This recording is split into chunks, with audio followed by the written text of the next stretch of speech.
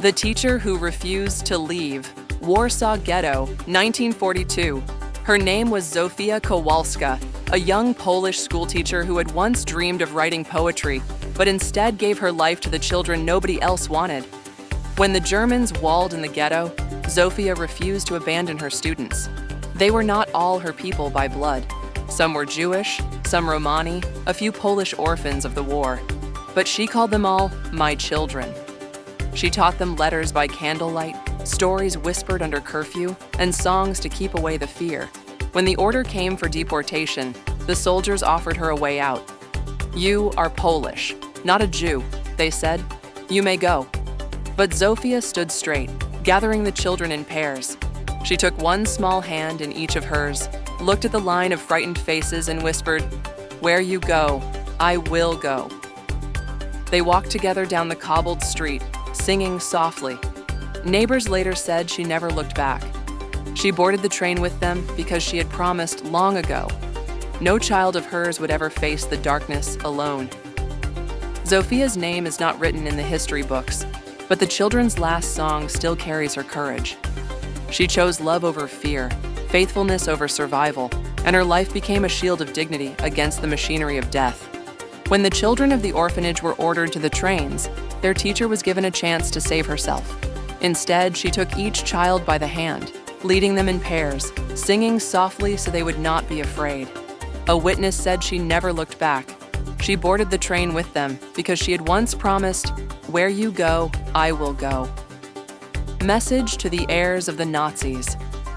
The Holocaust was not the act of a nation as a whole, nor the destiny of the German people.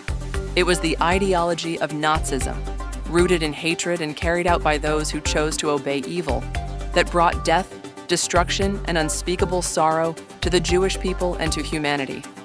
You, the heirs of those perpetrators, are not guilty of the crimes of your fathers, but you are inheritors of a history that demands courage, truth, and responsibility. Silence would only extend the shadow of the past. The survivors still live among us, carrying wounds that time has not erased. The memory of the murdered cries out from the ashes of Auschwitz, Treblinka, and the Warsaw Ghetto. It is upon you to put right what can be put right, to preserve truth against denial, to fight anti-Semitism in every form, and to build a future where the covenant of never again is not a slogan, but a reality. Your fathers chose destruction. You can choose life. Your fathers chose hatred. You can choose love. Your fathers chose silence in the face of evil. You can choose remembrance, repentance, and reconciliation. This is not a burden of guilt. It is a calling of responsibility. Where your fathers failed humanity, you can help redeem it. Holocaust Remembrance after October 7th. Friends, survivors, and all who stand here today, in 1942 in the Warsaw Ghetto, a Polish teacher named Zofia Kowalska was given a choice. She could walk away. She was not Jewish. She could save herself. But she looked into the faces of her children, Jewish, Romani, Polish orphans, and she refused to leave them. Hand in hand, she led them down the cobbled streets, softly singing so they would not be afraid. And though the train waiting at the end of that road meant death, she walked with them, because she had promised, "Where you go, I will go." That is the courage of remembrance. That is the defiance of love in the face of annihilation. And yet, my friends, history has spoken again. On October 7th, 2023, hatred struck the Jewish people once more. Families were torn from their homes. Children were hunted. Men and women were dragged away simply because they were Jews. The echoes of the Holocaust resounded through southern Israel, reminding us with a terrible clarity, the ideology of extermination is not a relic of the past. It still lives.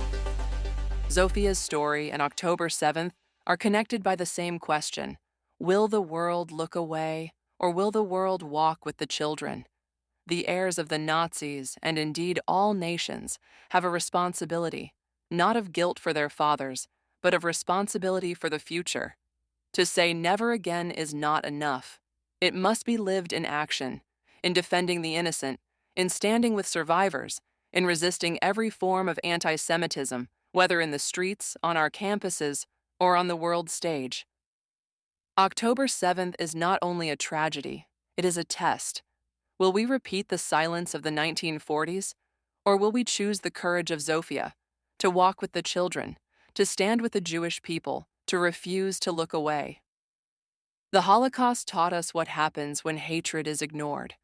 October 7th reminds us that history is not behind us, it is before us. Let us answer with life, with solidarity, and with truth. Let us walk forward together, saying with our actions, "Where you go, I will go."